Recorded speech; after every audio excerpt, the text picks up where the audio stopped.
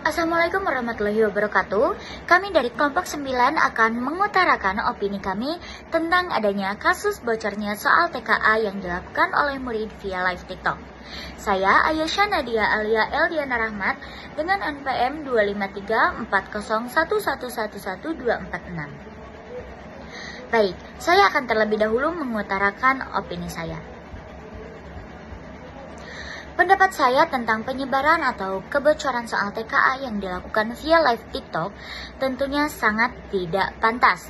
Karena apa? Karena seorang siswa yang seharusnya memahami dan mengetahui etika dan juga berpendidikan tidak berpikir panjang atas perilaku yang dia lakukan dan tidak memikirkan dampak apa selanjutnya.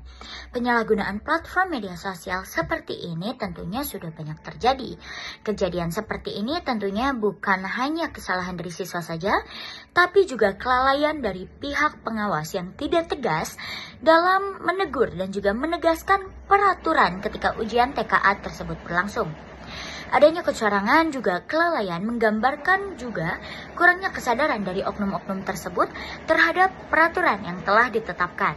Maka dari itu penting untuk diadakannya sanksi yang tegas dan juga pengawas yang memang berkompeten dan tidak menyepelekan hal-hal kecil yang bisa berujung pada dampak yang tidak diinginkan. Dan juga pentingnya evaluasi ketat terhadap semua pihak agar bisa bercermin dari kesalahan sebelumnya dan agar kesalahan yang sama tidak terulang kembali.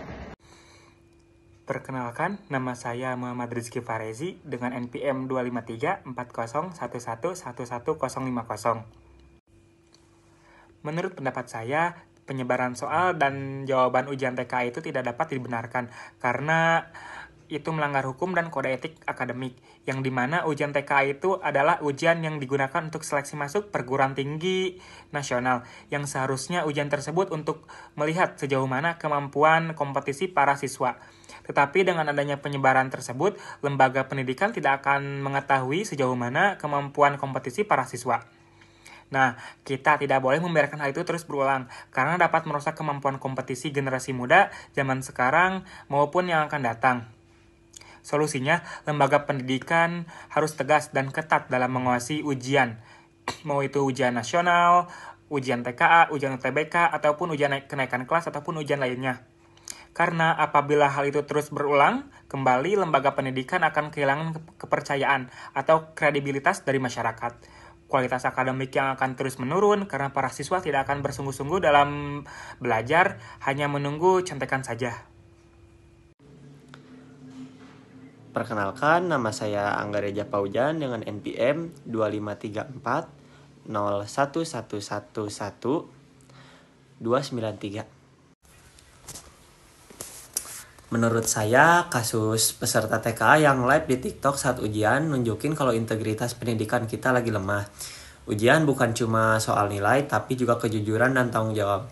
Fenomena ini bukan sekedar kesalahan individu, tapi juga bukti kalau pengawasan masih longgar dan pendidikan etika digital belum kuat. Penyebaran soal dan jawaban ujian TKA jelas gak bisa dibenarkan karena melanggar hukum dan etika akademik. Ujian TKA itu dibuat untuk menilai kemampuan kompetisi siswa secara jujur, tapi kalau ada kebocoran seperti ini, lembaga pendidikan jadi gak bisa menilai kemampuan sebenarnya. Kita gak boleh biarkan hal ini terus berulang karena bisa merusak semangat kompetisi dan kualitas generasi muda ke depan.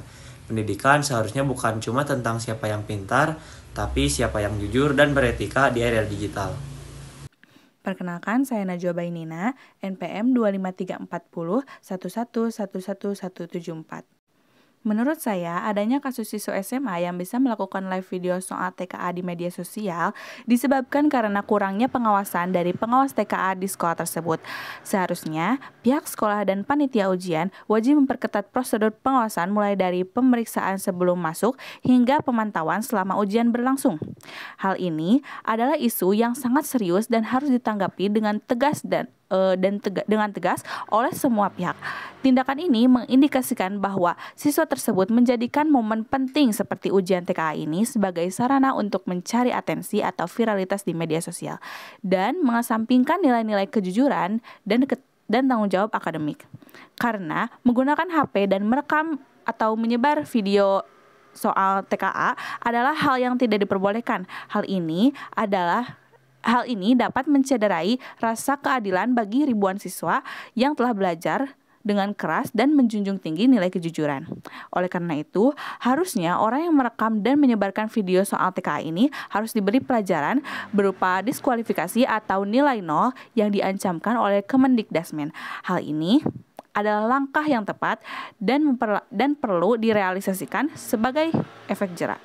Baik, dari semua opini yang telah kami sampaikan bisa disimpulkan bahwa harusnya ada pengawasan yang lebih ketat dan juga pengawas-pengawas yang berkompeten dan adanya sanksi tegas kepada para siswa yang melanggar di saat ujian berlangsung agar adanya efek jera bagi para pelanggar dan pelajaran bagi yang lainnya agar tidak mengulangi kesalahan yang sama. Baik, dicukupkan sekian untuk opini dari kelompok kami. Terima kasih. Wassalamualaikum warahmatullahi wabarakatuh.